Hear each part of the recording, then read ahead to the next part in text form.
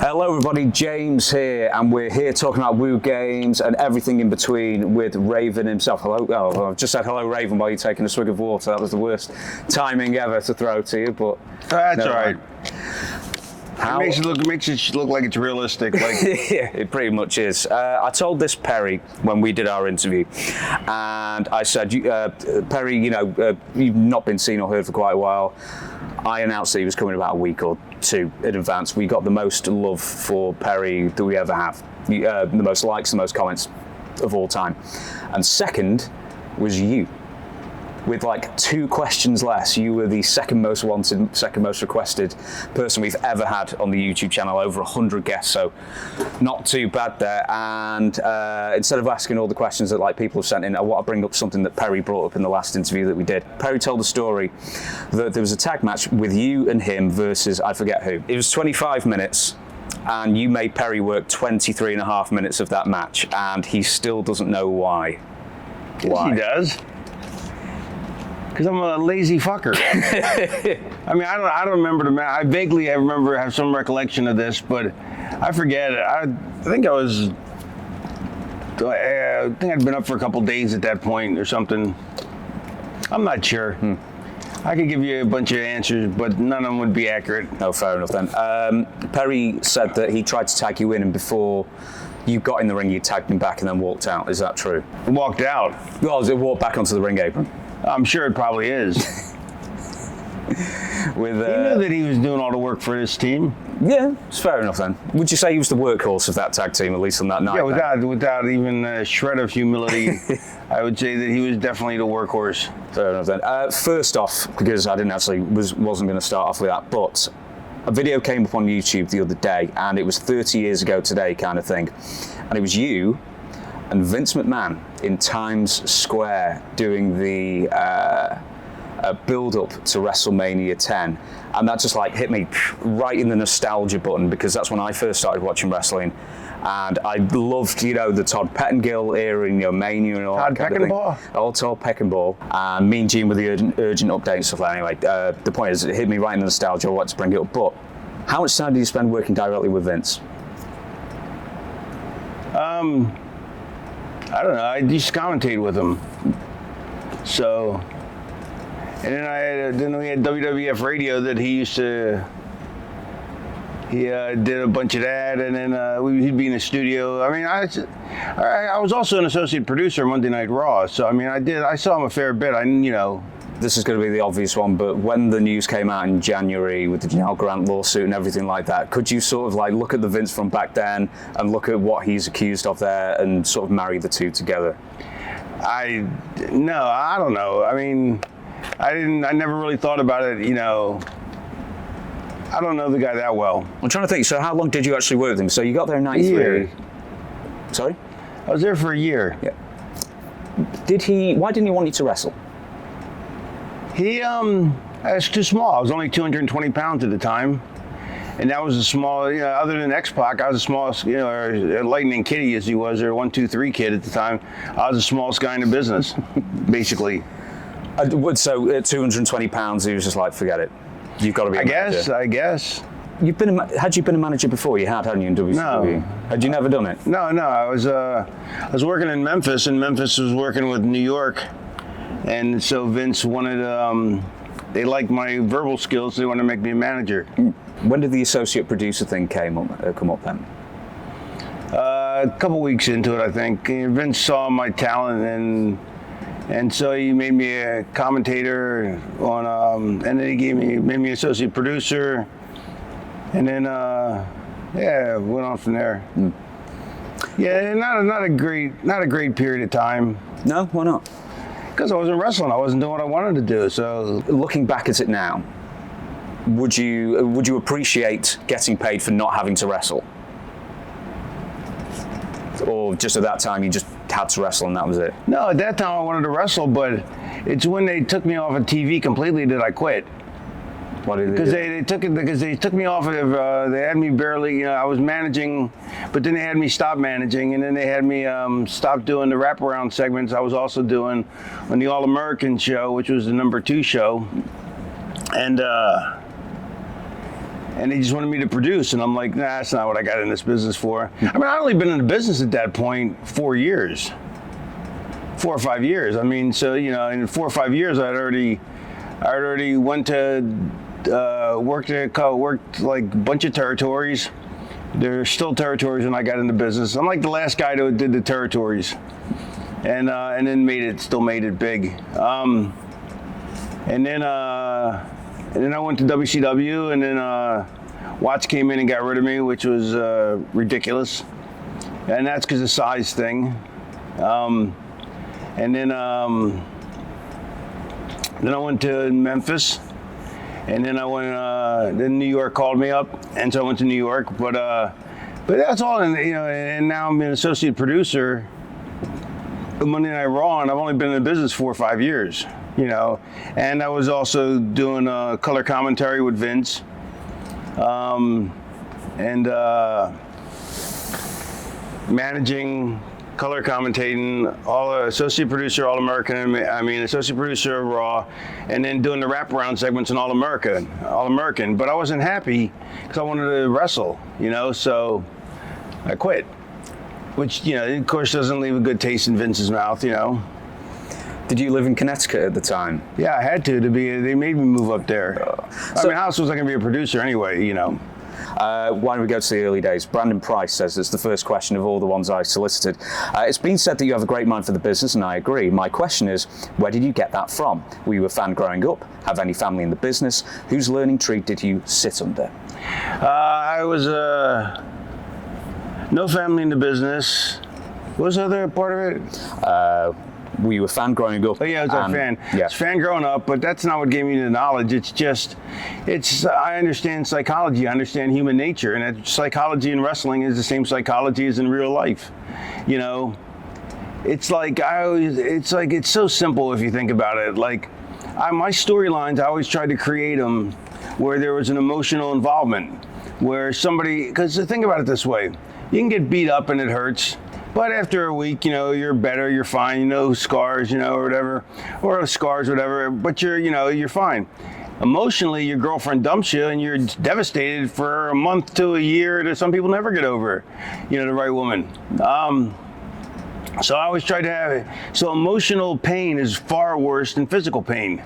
And so I always tried to tell stories that had an element of emotional pain in them, and that's pretty simple to me, but I guess to other people it isn't. And to me that's one aspect of psychology. That's just an example, for an analogy. But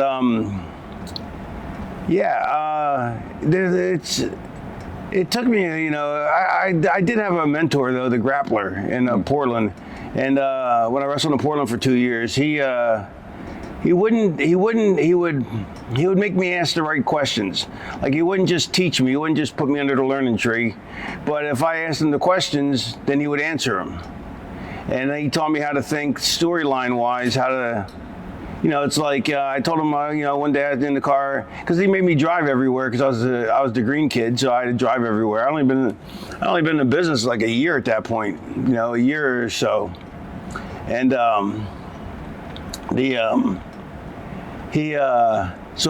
was a green kid, so I had to drive him to all the shows, which is standard. People now get bitchy about, or not now, I guess they don't. But for a long time, there's a period where people just didn't respect veterans.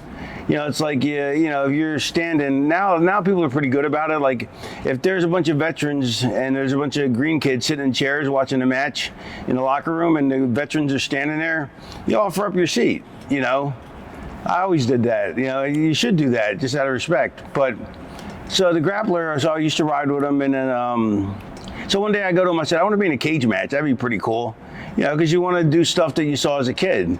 And he goes, well, what are you going to do the week after? I go, I don't know, because, you meant storyline wise.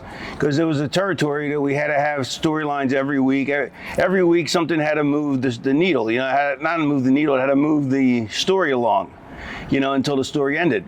And I go, he goes, because you're going to be feuding with Steve Dahl for a while. He goes, what are you going to do after the cage match? I go, I don't know. He goes, figure it out. So I figured it out, an idea, and I came back to him. He goes, all right, great. He goes, what are you going to do the week before? I go, I don't know. He goes, we can afford a cage match. I go, I don't know. He goes, figure it out. And he taught me how to think that way, how to think storyline wise. But really, if you think about it, it just makes common sense. You have to get to point F, you have to do A, B, C, D, and E. And so what are you going to do to get there? And so to me, I'm very lucky that I can come up with ideas very quickly and very easily. And I'm really lucky because of that. But to me, the psychology is pretty basic. I mean, it's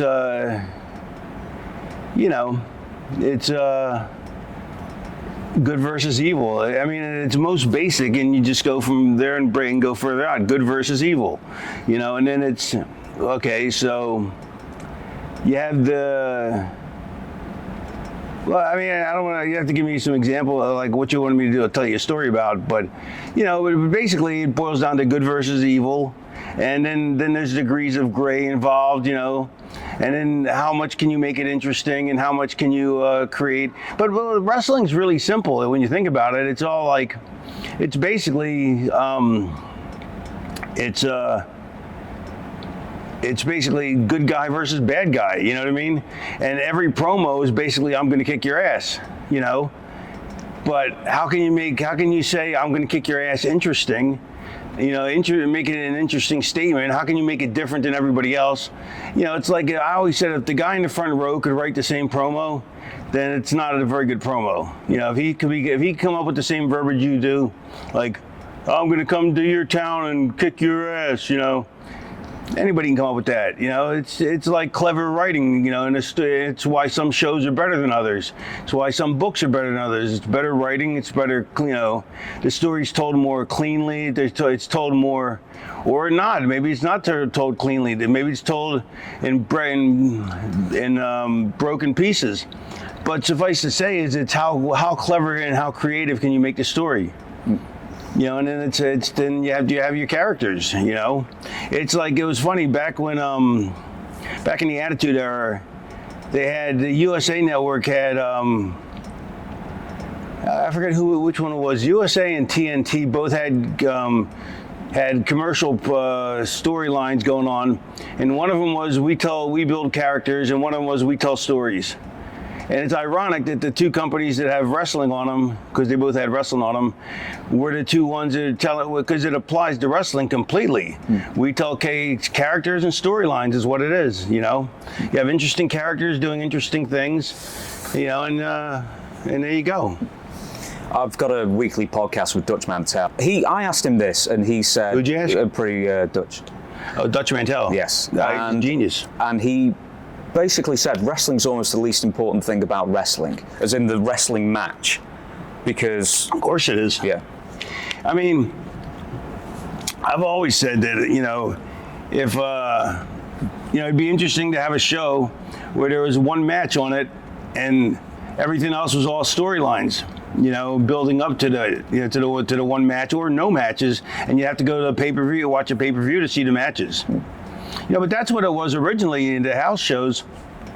They brought them into the house show, the fans into the house shows, before it became just going to see the product. Now it's just, you're going to see the WWE, or you're going to see AEW.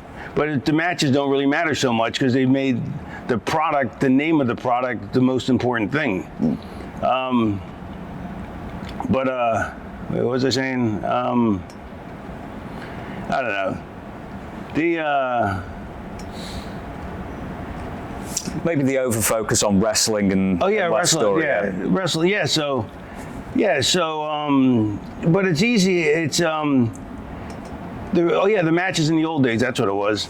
In the old days, so you had all the people did was have squash matches. So it's like there'd be an hour show and there'd be like 4 or 5 squash matches, and it was always, a squash match is when you have a guy that is a name against a guy who's a no name. And so the no name's going to lose, And so, but it was just a build up to the house shows where you could see guys who were names against guys who were names, and you didn't know who was going to win because they never fought each other. Now on TV, names fight names all the time, so it's not like that. But that's because you can't get away with it anymore, because people aren't going to, after they've seen as much as they have, they're not going to just sit and watch squash matches. It'll turn the audience off. But back in the day, for 50 years, all people did was, I guess not 50, probably 20, let's see, 30, 35, I don't know, 50s when the camera TV started and the wrestling was right on there, and into the mid 80s, I guess. So anyway, but for those years, for those 25, 35 years, basically it was just all squash matches on TV, and maybe one angle you'd see, and the squash matches were your basic, that was your driver of plot. That was your storyline. You know, it was like this guy can beat that guy, and A can beat B. I mean, A can beat 1, and B can beat 2. So you have A and B fight each other at the arena, and you're like, who's going to win? And the card's it's completely made up of guys against guys who you never see lose against guys who you never see lose. So that's what drew. But then you start having to have a draw on top. You know, you have to have a draw on top. The bigger name against the guy who, and it's that simple. And then you just expand on that and take it in different ways. You know what I mean? I'm just getting repetitive, but it's simple. I mean, to me, it's simple. I mean, maybe it isn't to people. I don't know. Did you ever get involved with Jerry Jarrett's theory that if you tell them A, B, and C is true, then when you go into D with the work, they will believe it? Or are you more... I never heard that. No? What is it? It's Jerry Jarrett's always start with the truth, then follow it up with the truth, then follow it up with the truth. And then by the time you've given them so much truth, then you can go into the work. What work? Like, I don't understand how that applies. Like, you're saying, why would you lie to people in the first place? No, I suppose it's like giving a reason for a feud to happen. If you sort of like take truths at first that everyone can see is true, and then you give a reason that's... Well, what is the lie for? Is the lie that I don't quite understand? I mean, it's like, I guess you're trying to say that wrestler A did such and such and pissed off wrestler B, but said he was, and then I guess you could say, I didn't mean to do it. Is that what you're saying? Yeah, it's almost like it comes up with like a contrived reason that is part of the story, but you always start with some basic truths first before. No, you don't have to. Me and Dreamer still went to summer camp together, and we never went to summer camp together. Fair enough then. But Jerry Jarrett's got a great mind for the business, so I don't think you remembered that correctly, or if you did, I'm not sure. Maybe he meant it in a certain context or something, because, you know. We'll ask some more territory questions then. Brian with a Y says, Raven, could you tell us about your favorite memories from Portland wrestling? I love Portland. Portland was great. The territory was short, so you didn't have to drive real far. You went to, the average ride was 25 miles, 30 miles, you know, which most territories, the average ride was like 100 plus. But, you know, like, and you wrestled 6 nights a week, always never less than 5, and sometimes you work 7 nights a week, but it's usually 6 nights a week. You made good money, real good money.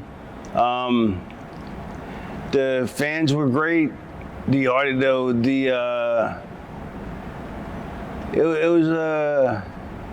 was the only sports in town besides the Trailblazers. Like, they had a basketball team, a major league basketball team, but they didn't have baseball, they didn't have football, they didn't have any other sports. So it stood out much more than it would in any other territory. You know, because most territories have other events, other sporting events for people to go to. Obviously, Don Owen was the promoter. Is it Elton Owen, his brother? Yeah, he was gone by the time I was there. Oh, right. Well, my follow-up question was going to be, did he ever pay to see you shoot with another wrestler? The work shoots, yeah. Yeah. What he would do is, Elton loved people shooting, so he would pay the boys to shoot on each other for a minute. Like the first minute of the match, he'd have them shoot on each other, and he'd pay the winner 15 and the loser 10. And the boys just right away smartened up and go, why are we going to shoot on each other? We'll just work the shoot, and then we'll split the money even. And he never knew. Another thing is Len Denton, the grappler. I think Lynn. It's Lynn. It's the girl's name. Excuse me. Lynn. Lynn Denton said that you were the Everybody first calls person. him Len, and he just got used to it. But it's Lynn. He claimed that you were the first person to ever have a TV in the car. Is that true? Yeah. Why? How do you even rig it up in like the old way? First I started with a black and white 5-inch TV that I put on my dash because I hate driving the long drives. Right, 25 miles. Well, yeah, but I mean, every Friday you had to go 105 miles. Yeah, when the drives are 30 minutes, that becomes a long drive. Actually, anyway, but I don't know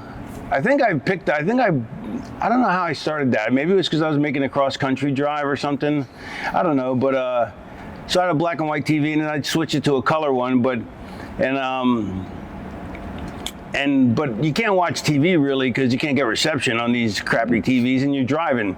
So so this is back in the late 80s, 89, 90, before they had phones and internet and stuff like that. So I got a VCP, which is a video cassette player, not a video cassette recorder, which also have an AC/DC adapter, so you can plug them into the car lighter, and so I would plug the VCP because VCRs didn't come with an AC/DC hookup, so you had to use it on an electrical outlet, which you don't have in the car. So VCP was the way to go. So you plug it in, and then you put the VCP in the back seat, and then you put a VHS tape in. This is before streaming. This is before Laserdisc, all that says, yeah. Laserdisc was around. Betamax had just died out, but it was before CD-ROM. What else was there? What else? 8-track? No, the 8-tracks were long gone.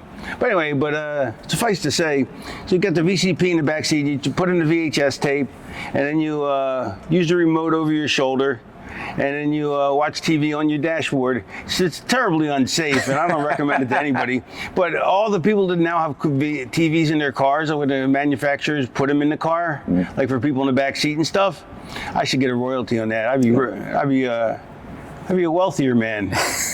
Absolutely. Do we have any more about Portland? No, we're going to move on to Joe Brosling. How many questions are there? There are 11 pages, and I had to stop copying and pasting them. As I say, over 300 people wrote in. So we're going to get to maybe... Which 300 people? 300 in Sparta.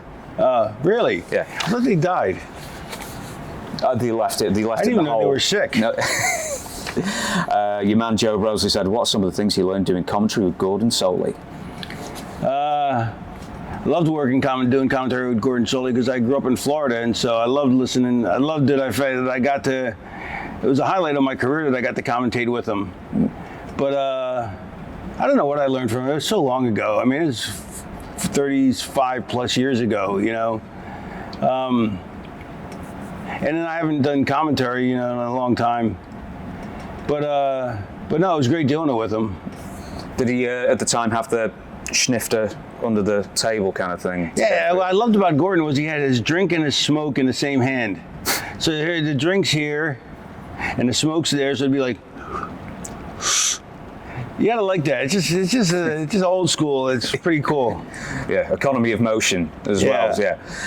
Stephen Lee says, does Raven have any memories of wrestling at the old West Palm Beach Auditorium? He grew up in Palm Beach, and that auditorium hosted several events in the 80s and 90s. I think I wrestled in one event there. I'm not sure. It became a Jehovah's Witness church at some point. I think I don't know if I ever got to wrestle there because I think I might have got to wrestle there once.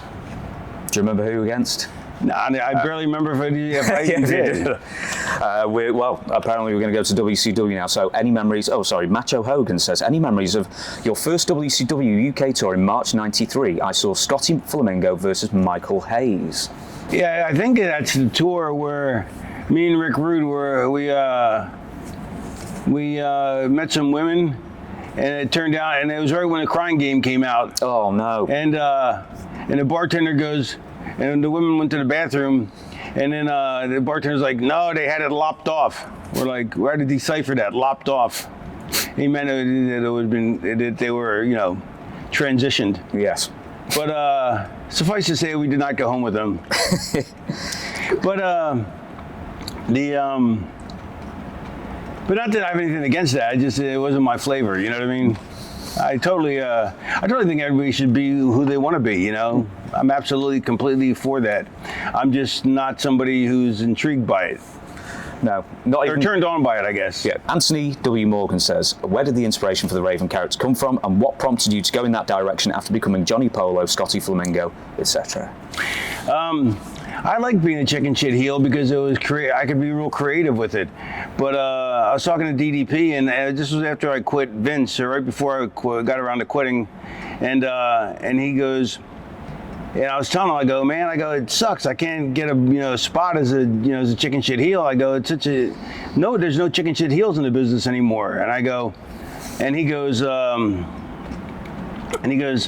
yeah, nobody's buying it. He goes, you ought to go alternative, like the Red Hot Chili Peppers in the movie Point Break. And I was like, all right, let me think about it. And he goes, look, you wear a leather jacket. He goes, you wear ripped up jeans. And I thought about it. I wear ripped up jeans. I wear a leather jacket.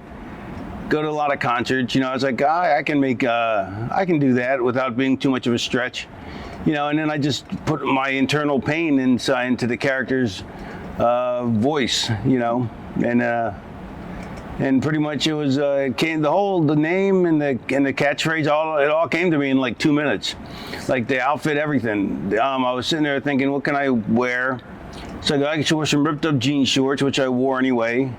I go, tie a flannel around my waist. First I said I'll put a flannel on, but then I put a flannel on with the sleeves cut off, and it looked like Big Josh. There's a callback. There's with the dancing bears.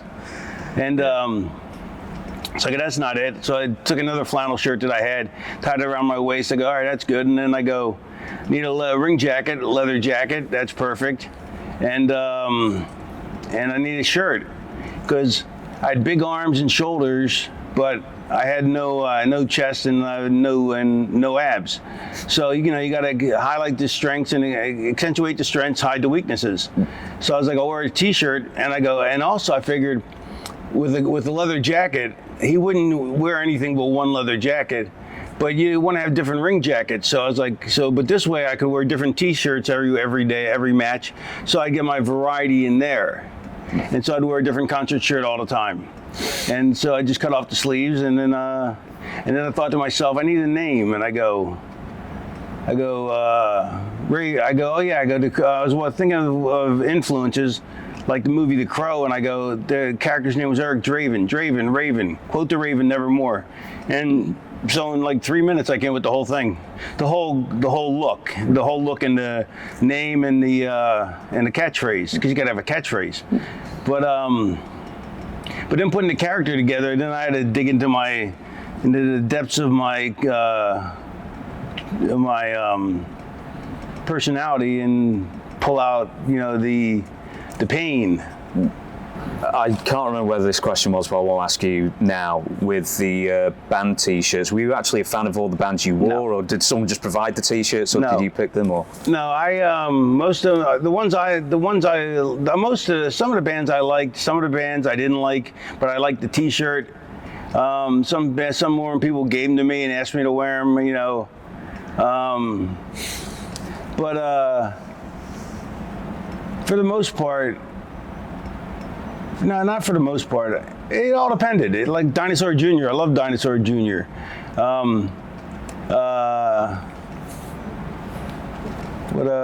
Give me a try to think. LMFMDM or whatever that is. I think I had a shirt with them that I wore a couple times. I just wore the shirt because it looked cool. It was big block letters. They were popular. Next is, and this is an interesting question. Patrick Stram says several things, but how long did the Johnny Polo chants in ECW happen, and how did you sort of quash They never them? started. They never started? Not really. First people never recognized me because I was one of the first people to grow their hair out. Like the mullet was the big thing for a long time, and I was one of the first people to grow his hair out because the mullet was not cool. And once it was over hard and fast. But people in the wrestling business stayed with the mullet because they don't follow the outside world. Like they don't stay in with pop culture. Like that was one of the things that I was always good at, was I followed pop culture. That's the great thing about Paulie. He followed pop culture, so he knew what was trendy, what music was good, what was hot. Whereas, you know, who was hot, what looks were hot. And most of the boys didn't stay in they were in their bubble of wrestling. So they, you know, and it is, you know, when you're working 6 nights a week, you know, you're not going to clubs like where club people hang out. You're mostly going to the local bar, or the hotel bar, you know. And but I was going to regular clubs, you know, all the time. So I would see people, you know, what was happening, and you know, dressy, and you know, it was the cool scene. And bullets were definitely out. So but my hair is so curly that it took me twice as long to grow it out. But I already grown it out at that point, and so that helped hide my Johnny Polo-esque. It's also the character is completely different, and. But it's the ECW crowd as well. I mean, they're really unforgiving, but you seem to just transition really well. I never put it over. You know, I didn't tell them to shut up if they say it, because if you tell them to shut up, then they go, and it's a heel, they're going to go, he doesn't like it, we're going to keep chanting. So you know, the few times it popped up, I just ignored it, and they just stopped doing it. Because if they can't get your goat, then what's the point? You know what I mean? Then there's no point. That's why you respond to the chanting. You get them mad enough to chant at you. Okay, like here's the thing, like you want to get them mad enough to chant at you, or you want them to hate you enough to chant, you know, fuck you, or whatever, or you want them to like you enough to chant, yay, go you, go whoever, go Tommy, go Dreamer. So you want to, so it's a heel, but if I don't respond, well, they're going to stop. You know what I mean? Like if I'm sitting in the chin lock, you know, I'm sitting in the chin lock, and I'm holding the guy down, and the people start chanting, you got to have the guy start to fire up, you know, because you got the people to chant for him. Now, if you don't respond to it, it's not letting and people go, well, isn't that letting the fans control the match? No, you're not letting the fans control the match. You got the fans to chant, because that's a big point that people always have. They go, you know, like I was always told, you know, you want to control the match. And I go, well, why aren't the fans controlling the match when they make you cheer? When you respond to them? And I'm like, and they would always tell me, shut up, kid, just do it because I said, and I go, and they go, because I told you so. Why? Because I told you so. Because they didn't think about it. But if you think about it, you got them to chant. So now you're chanting.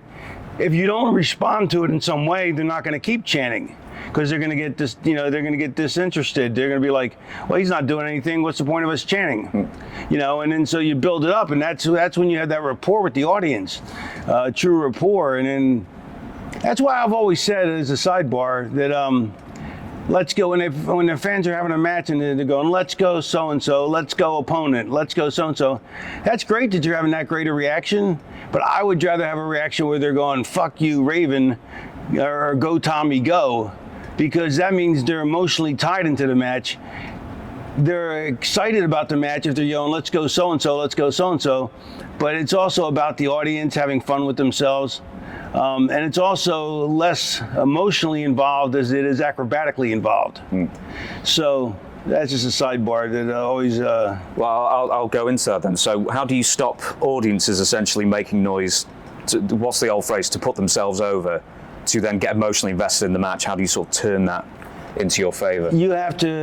First of all, you have to be a heel. The heel has to be a heel, and the babyface has to be a babyface. You know, most people don't want to be a true heel. Most of the wrestlers don't want to be a heel because they want to be cheered. Everybody wants to be loved. I prefer to get booed because my brain's wired wrong. You know, I'm just damaged. But I prefer to have the boos and the hate, and so most people that are heel, that want to be heels, also want to be cheered, and they want to be cheered heels. You know, which is the safest spot you can be in, because as a babyface, if you're a pure white babyface like Dreamer, you can get booed. You know what I mean? If the people, you know, oh fuck him, he's a loser. You know what I mean? But if you're a heel, but they're cheering you, then you can think, look, you can say, look how over I am. I'm a heel and they're still cheering me. You know, because people want to be cheered, but if you want to be a true heel, you got to be a true heel. Like and then there's, if you want to take it even to a further extreme, I want the audience to yell "fuck you, Raven," not "go Tommy, go." I want them to hate me more than they love him. I'm not going to do anything in the match to make that happen. Like, you know, I'm not going to do anything to make him not look as cool or not look as great. But ultimately, I want them to yell "fuck you, Raven," "fuck you," as opposed to "let's go, Dreamer, let's go." But I prefer "let's go, Dreamer, let's go" to "let's go so and so, let's go so and so." I don't want them yelling "let's go, Raven," you know, because that would be a completely anathema with the whole idea of being a heel. Yeah. Goat666 says, any memories of your first barbed wire match with the Sandman, good or bad? My first and only barbed wire match. Yeah, I wanted to do a barbed wire match, but I also didn't want to do it because I didn't feel like getting killed, you know. And so Paulie knew I wanted to do it, and Paulie is a great motivator. He thinks of himself as like a Vince Lombardi. Like, he likes to be a coach as opposed to most, you know, bookers is just, here's what you're going to do, go do it. Paulie wanted to inspire the boys to do it, you know, and make them, you know, he could make you run, he could make you want to run your head through a wall. That's how motivating he was, you know. And, you know, he'd make you think it was good for the company, you know, that running your head through it, and you'd be like, yeah, I guess it is. And you'd run your head through a wall. And, so he, what's the question again? How we got you to do the barbed wire match? Oh yeah, so the barbed wire match. So the barbed wire match. So anyway, so he, I went to rehab because I had sort of an emotional breakdown, and I couldn't get out of bed. And then after a couple days in rehab, I realized that it wasn't drinking that was my problem. It was some emotional issues, which I resolved. And then after about a week or 10 days, and my insurance, because I had to stay long enough for my insurance to cover it. You have to stay long enough, not short enough. Really? Yeah. So anyway, so I stayed like a week to 10 days or whatever. And then when I came back, I wanted to, you know, he wanted me to put the belt back on me, but he wanted to make me earn it. And he also knew I wanted to do a barbed wire match, so he put me in a barbed wire match, you know. And that, you know, he goes, all right, you're doing a barbed wire match. And he knew that I wanted to you know, work on top again. And he knew that I wanted to do the match, but I didn't want to do it. But this way, he put me in a spot where there's no way I can say no. You know, and so I told Sandman, I said, listen, I go, it's when you pull the wire off the ring, because in a barbed wire match, the ring ropes are replaced. You take the ring ropes down and you replace it with barbed wire. So it's three barbed wires around the ring with no ropes. So if you hit the ropes, you're actually hitting barbed wire. And it wasn't the fake barbed wire either. And it wasn't Pam Anderson barbed wire. Fine film, celluloid masterpiece. Yeah, it's a remake of Casablanca. It is. The plot's completely the same as Casablanca. Seriously. How have I not known that? I've watched it all the way through. Have you seen Casablanca? No. Well, that's probably why. Well, yeah, but I was more likely to watch Barbed Wire because I was hoping to see some tits. Yeah. Casablanca, I was pretty sure there weren't any tits in that. Yeah, there weren't many. No. Anyway, so I told Sandman, I said, listen, I'm going to get on all fours, and I want you to whip me with the barbed wire. I go, whip me one time, and I go, if I hate it and it kills me, I go, I'm going to scoot away, I'm going to roll away and sell, and then don't hit me anymore. I go, but if it isn't bad and I don't mind it, he go, well, give me like 3 or 4 of them. So he hits me with one. I'm like, that's not that bad. And he looks at me, he's like, really? I'm like, yeah. He's all right. Whap, whap, whap. And it wasn't bad at all. Like, it really wasn't. Like, first time I went through a table, I thought it'd be oh my God, this is gonna hurt. It didn't hurt. First time I landed on thumbtacks, didn't hurt, except the only problem with thumbtacks is you get like one of them in like your knee, and then it kills. If you get like 5 or 10 in an area, or a whole grouping, or a big pile, it doesn't hurt, because they don't individually. The group effort spreads the space. Yeah, you get it. Anyway, it's just science. But if there's loads, does it just somehow numb the area? Or it just they all support. The area supports the thumbtacks. Yeah. But when there's one and it's like on your knee, and then you put your knee into the ground, it's just one tack digging in. and then that kills. And then you have thumbtacks in your boots for like weeks. Like, I found thumbtacks in boots like years later. Like, I was like, oh, there's a thumbtack. So, well, I mean, you've done many thumbtack matches apparently, but how come you only decided to do There's two questions actually.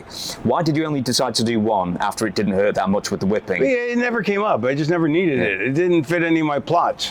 Why did you feel the need to do the first one so much? Was it just because there was so much craziness in ECW at the time you felt you had to do some craziness? No, I wanted to do it. No, I wanted to do it, but like I said, I also didn't want to do it because I didn't feel like getting hurt. I didn't feel like getting tore up and scarred up. Yeah. But then I was like, it can't be that bad. If it's good for business. Yeah. Next one, Brendan M says, loved his ECW theme, come out and play by the Offspring. What made you settle on that? It was trendy at the time, and then it became a song that I did.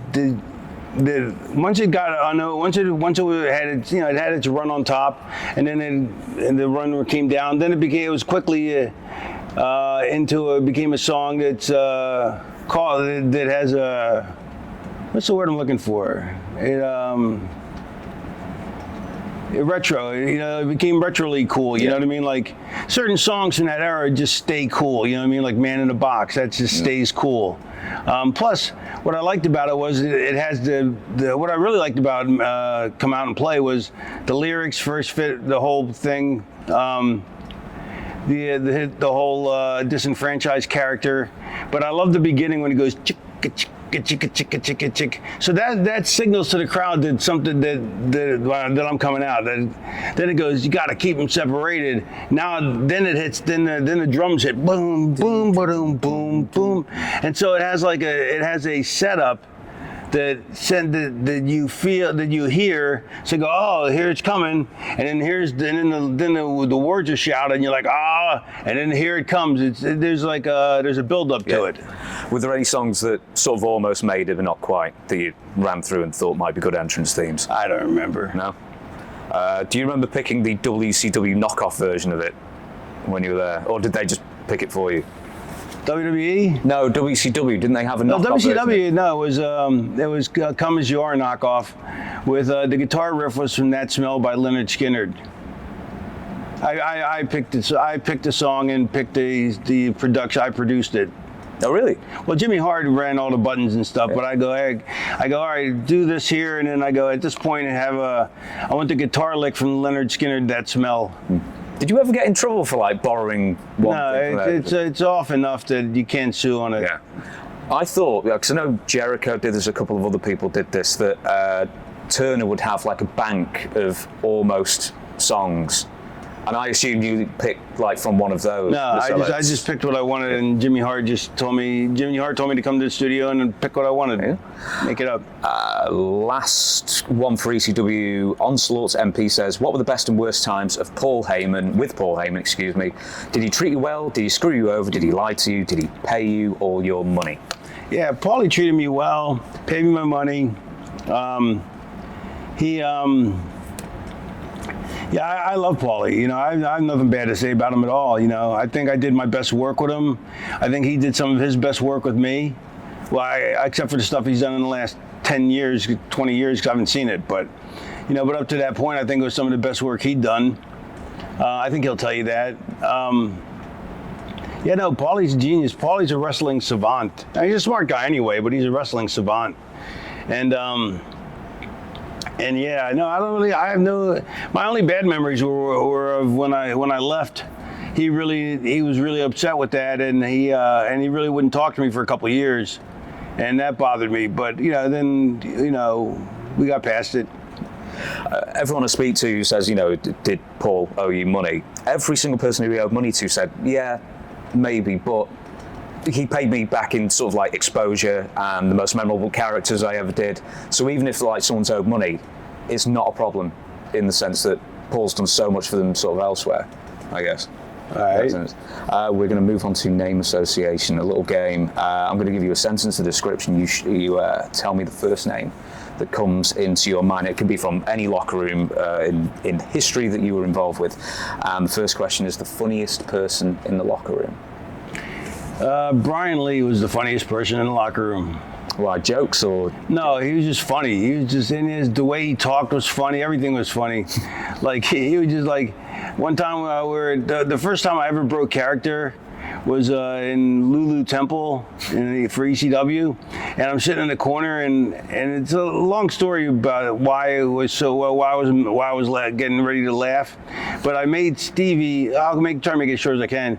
Stevie, I had him dress out as a Baron von Stevie, and and he had a bald skin cap on, but the bald skin cap kept sliding up, so his hair would stick out, and it would come to like a eggshell point, like an egg point, egg circle point, not a point, but, and he's going, he goes, yeah, and he's talking to the meanie who was Colonel Domini, Colonel De Beers with Colonel Domini, and he goes, whatever he was saying to the meanie, he goes, do we have the claw, meanie? Or something. It was just so funny. And Brian Lee's, and at the Lulu Temple, it's on a slope, I think, the building, so that the ring, he was at the same height as me. Maybe it was a regular size. I don't know, but anyway, he was like his mouth was in my ear. It was like the perfect height. And he's like, "That's some funny shit. Why ain't you laughing? That's some funny shit." And so which made me actually start to laugh. So so I was looking at the crowd, looking out, because I'm sitting in the corner, and he's saying that, and I'm like, and I hide my face, and then my shoulders started heaving, and then I didn't hide that. I'd stick. And then I'd have to bend over again, and my shoulders would heave some more. And the whole time he kept going, why ain't you laughing at that shit? That's some funny shit. And then one time, one of the funniest things he ever said was, like, Sandman got choke slammed, and Sandman doesn't get any height at all. He goes, I seen people fall off a skateboard and get more height. Where did Brian Lee disappear to? He seems to just fall off the face of the earth. Yeah, I don't know. We're going to move on. And I have to always clarify this, last man standing at the bar drinking wise. The last me and Jericho, and we're always the last two at the bar, along with Kurt Hennig and Mongo McMichael in WCW. And so we called ourselves the Drunken Four Horsemen, except that two of them didn't know they were in it. Like they didn't know that. Yeah, Kurt and Mongo had no idea they were in our group, the Drunken Four Horsemen, and they had no. I don't think they had any idea that they were always the last two left in the bar with me and Jericho. But we always, but me and Jericho, we're young kids, so we're totally aware that that it just got ridiculous. That every night we'd always be hanging out in the bar till close or after, and then there would be the same two. No matter who else came through, there's always the four of us who were in there. Next one is the craziest thing you saw on an overseas tour. Yeah, no, the craziest thing was me and Davey Boy Smith almost got shot. Okay. We go to some after hours club. It's not like me and him were buddy or anything, but I was Scotty Flamingo at the time, and I was the green kid, and so if you're a veteran and there's no one else around that wants to go or wants to hang out, keep hanging out, then you just try and pick up a young, not pick up, but you grab a younger kid, you know what I mean? And I was going to stay out, I always stayed out till the end of the night anyway, so he goes, come on, let's go to the after hours bar. And so we went to the after hours bar, and it was, we were in England, London or something, and we go to this darkened street that's all row homes. And then we have to walk up with the guy who's taking us to the door, and we go, and we say some password, and then we hear click, clack, clack, clack, clack, clack, clack, clack, clack, clack, and like 6 door locks open, and he opens the door, and this is all in in a row home, it's not a nightclub or anything, but there's a whole bar inside, you know what I mean? Yeah. And so we sit down, and then all of a sudden 2 guys with guns pop up behind us and put guns in our heads behind us. They go, come on, you're going to the boss, see the boss. We're like, I guess we're going to see the boss. So we go down into the bar, and we curl around and go downstairs into the boss's office. And he's like, so you 2 guys, and the guy we were with, he goes, you 2 guys are the muscle for him, and he says he's not paying us the money he owes us. And we're like, we don't even know the guy. He just gave us a ride and told us to come to the club. So apparently the guy told him we were his backup and he wasn't going to pay for his coke or whatever. And so the boss says, don't worry about it, I'll take care of him. Took care of the guy. And we went back out and started drinking some more. But yeah, we had guns to the back of our heads. So this is just like in the middle of suburbia then? Yeah. Like nowhere near a centre or... Jesus. Yeah. How did Davey... Did you ever ask how Davey knew about this place? Or was it just the guy took you and he recommended it? Yeah. I think Davey... I don't know. No, I don't think Davey Boyd had ever been there before, but I mean, he obviously knew of places like that. Actually, he was the British Bulldog at the time. Oh, so he got the trademark off Dynamite at that point then, I guess. I don't know. You don't have to give me the number, of course, but biggest single payoff for an event? Biggest single payoff was for WrestleMania 19 was 7. No, was I in 17? Oh, the Big Show Kane one. Yeah. Yeah, WrestleMania. Most dangerous situation you ever found yourself in? Or should we pull the gun in the back of the head? That was only the second time I had a gun put on me. What was the first? It's way too crass. Not for this show, but shall I move on anyway? Long story short, the guy pulled a gun on me.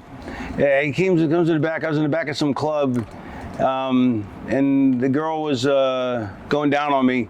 And the guy comes up and he goes, "My boss says you're with his girlfriend." And he pulls a gun out and he goes, and I'm thinking, "Oh shit!" And I'm thinking it's the girl that's on me. And I'm trying to think how I can make a move and get to him to not get shot, or to stop him or to get the gun out of his hand. And he's far enough away that I'm kind of screwed. And he's like, when you were at that club, it doesn't even acknowledge the chicks, the chick had stopped at that point, obviously. But he goes, you were at that club you were at earlier. I think it was Delilah's, or no, it was, I forget where I was earlier, but it was here in Philly. And he goes, "The girl you were with earlier, that's my boss. My boss has a crush on her, and you better stay away from her." And I'm like, okay. I'm like, I don't even know. I didn't even get the girl's number, I don't think. And so the guy leaves, and I tell my buddy about it. He's like, "Man, let's go get that guy." So we come over. So we go over to get the guy sitting at the bar now. He didn't leave like an idiot. And so we go over to him and accost him, and he goes, "Man, I'm so sorry, blah, blah, blah. Let me buy you some drinks." So he just bought us drinks the rest of the night, and all was forgiven. No, it's not too bad then in the end. Yeah. Best working punch? It may not be considered the best working punch. Like, it may not look the most realistic, but I love it for wrestling is Lawler's. Yeah.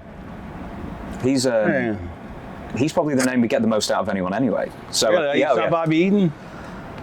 Bobby Eaton, Jerry Lawler. We had a couple recently, Scott Hall, who said best punch. But I don't know if you'd agree with that assessment. Yeah, Scott Hall had a good punch. I'm going to skip that one and go most high-strung, edgy or nervous, that kind of thing.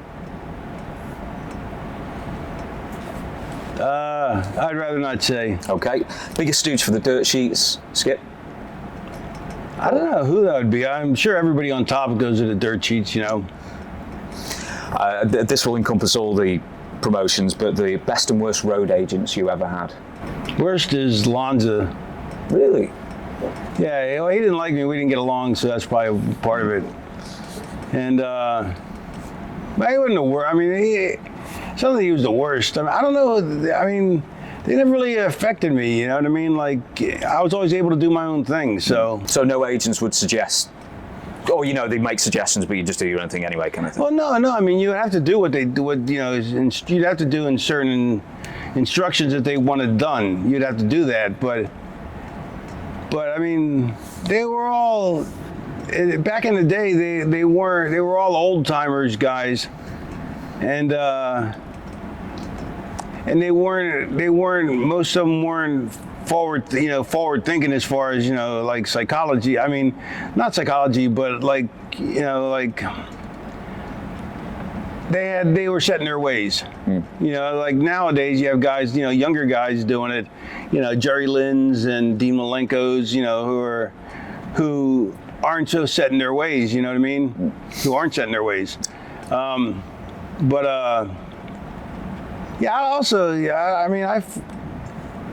Let's see. ECW, we didn't have any. Portland, we didn't have any. Florida Championship Wrestling, we didn't have any. The only place I had one was WCW and WWE. With the non in TNA? No, I don't think so. Not when I was there. Okay. If there were, I don't remember. Smoothest worker. Smoothest worker. Brad Armstrong. Is he the usual answer? He usually comes up for funniest person as well. Yeah. Yeah. Heaviest smoker. Just the regular cigarettes. Heaviest? Yeah. Well, I don't know. Sandman's a smoker, but I don't know. I think there's a lot of smokers. There wasn't a lot when I was doing it. When I was in the main, in the thick of things. At least not that I knew of. Most legit tough badass. I don't know. Ming, I guess, but I think Sabu's like the toughest guy. Like, I mean, I'm not, toughest guy to me is there's the toughest guy in a fight. The guy you want to backing you in a fight, and there's a guy who just is so like Sabu is like he's in a match and he has a barbed wire rip open his arm so you can see the bone in his arm, and he goes, Fonzie, go get me a roll of tape. Fonzie goes to the back and he hands Sabu a roll of tape and he tapes it up. I mean, that's just a tough motherfucker, Like Sabu is so tough. Like, I one time I worked with him and he had a cast that was a bent arm cast, so he couldn't unbend his arm. It was, from here across. And so I did do a spot with the guys that can do it, like who can do this, where I go for the drop toe hold on the chair, and he jumps on the chair and jumps onto the top rope, and then comes flying back with either a moonsault, or I pick up the chair and throw it in his face. So he has a cast on his arm that's bent at the arm. He jumps over to my feet, jumps onto the chair, onto the top rope. All this, that takes incredible balance to begin with, but now he's doing it with a bent arm cast. So he doesn't even have two arms to balance himself, you know what I mean? So he jumps up on it, and then he does a moonsault. Not standing in the corner where he had time to set himself, but off the top rope where he had to balance himself to begin with. And then he comes off. I mean, the guy's so tough. It's crazy. He's coming back now as well. I've not spoke to Sabu since, but he's announced a couple of months ago that he's going to make a return to the ring. I didn't know he had stopped. He stopped about 2.5, 3 years ago. I think he announced it, and now I think he says that the time off has done his body good enough that he's going to get back in there. Good. So yeah, is Sabu the most, I don't want to say underappreciated, but maybe underappreciated wrestler by promoters? I don't know. I mean, I don't know what promoters think. Who knows what they think? Well, maybe financially. Unappreciated financially? Yeah, because from what I've heard from other people and Sabu himself, he's always just on the cusp of signing, or was just on the cusp of signing a big deal, and then somehow it goes pear-shaped at the last second. Yeah, that's true. Yeah. Two more on this one. We'll ask a couple more, then we'll talk about the game. And most memorable backstage fight? I haven't seen a lot of backstage fights. No. You weren't in any, were you? I was in one with the Equalizer. With Dave Sullivan, Kevin Sullivan's bigger brother, Dave Sullivan, in Portland. It was my fault. I started it and he finished it, but it was all my fault. It's a long story, but he hit me so hard that everything went glassy. It was really weird. Now, like it looked like everything was a piece of broken. Like it looked like everything was little segments of glass. You know how glass looks like that when you break it. The breaking with the breakable glass. That's how everything looked. Oh, like the tempered. Yeah. That's how it looked. When it's broken, that's how it looked. Was it just simply being green? No, he was good. No, it wasn't. It was. I don't want to go into it, but it was suffice to say it was my fault, and I apologized later. He got the better of me. Strangest sights you ever witnessed at the Philly Travel Lodge? Can't say. It's way too absurd and gross, and it's not good for mixed company or any company. Fair enough then. I'll give you a couple from WCW, then we'll wrap it up. Coma Alpha writes in and says, what was it like walking Goldberg through one of his only good WCW matches? I'm proud of it. I'm real proud of it. I also had a second match with him on the Thursday Thunder or whatever it was called, and I didn't actually remember that. I was Shannon Moore, when we were in TNA, Shannon Moore brought up, he goes, you had a really good match with Goldberg. And I go, oh, I go, thanks, man. He goes, and he told me some spot from it that he liked. I was like, I don't remember that. He goes, yeah, it was on a Thunder. And I was like, and I totally had forgotten that I wrestled him on a Thunder. And then I went back and looked at it, and I was like, actually, it wasn't a bad match. Did you have to overly plan with Goldberg, especially that early in his career? Because he's never gone more than, what, 2 minutes? Yeah, no, I didn't have to overly plan. I mean, I just had to, it was just frustrating because I go, all right, I want you to sell this. And he goes, but I wouldn't sell it. I go, in real life, if a guy hits you in the stomach, you're going to double over and be like, what? He's like, no, I wouldn't. I was like, all right. What, just he only wouldn't because he's superhuman kind of thing, or? I don't know. He was green, and he had everybody in his ear telling him he's got to be super strong. You know what I mean? I think the question's slightly unfair because I thought, I used to watching the squash match era, but I love 2-minute matches. Sort of like get out, do your stuff, and yeah, that's what I tell my partner, and she's like, no. I go, hey, we both started at the same time. And the 2-minute squashing off them up. Yeah. What am I going to? Javier Scott asked, can you explain the Dog and Pony show? The Dog and Pony show is when you have run-ins and gaga. Like okay, an example is, like I'd have Stevie hit the ring, like in the crucial part of the match, we go into the finish after the heat and the comeback, and then I stop him, and then the guy has me about pinned, and Stevie would come in, which wouldn't be considered Dog and Pony yet, but then Meanie comes in, and then Stevie gets knocked out to the floor, but then I stop Sandman. Let's say Sandman. I stop Sandman. That's where it came from me and Sandman's matches. I'd stop Sandman, and we'd send the Meanie up to the top to go miss the moonsault, and then he'd miss the moonsault, and then Sandman would hit me with something, and it just became a Dog and Pony show. Did you have to explain to Goldberg what the Dog and Pony show was before you did it to him? No, I don't think I used that term. No. I'm going to end up. That was more of a locker room term. I mean, that was more of a fun, it was more of a thing between me and Sandman. We're going to end on this one question that I mentioned the game as well, and then we'll call it a day. And this is a mystery that apparently you've never revealed the answer to, and it's from the WWF. California Dreaming asks, can you ask Raven what happened with Terry Potch? Is it Potch or Pock? I'm not sure. Okay. And the Mystery Ninja gimmick. Nobody has ever asked him. I really liked Tori and was sad when they dropped the angle. So what happened there? I'm not sure. So the mystery shall remain then? Mystery shall remain. Okay. I don't quite want to leave on that one. So P. Ness says, Raven has never revealed his brainchild in Genius Wrestling Angle, the 7 Deadly Sins. Actually, I did reveal it somewhere. Oh, did you? Yeah, I did reveal it before it became a thing that nobody knew I revealed, and I don't know for who it was or where it was, but I remember that I had, but yeah, I think a couple times I had, but then nobody saw it, and then everybody started asking about it, and then it just became a thing that I'm like, oh, why should I tell anybody? Let them keep them in suspenders. In case, hypothetically, I kept thinking in case I ever use it, I can give it to somebody else to do. But yes, it'll remain in suspense. It will remain in suspense then, right. Or suspenders. Before we let you go, Woo Games, talk about Woo Games, your involvement in it. Woo Games. Well, John Woo started it in the early 70s. No, Ian Withy started it.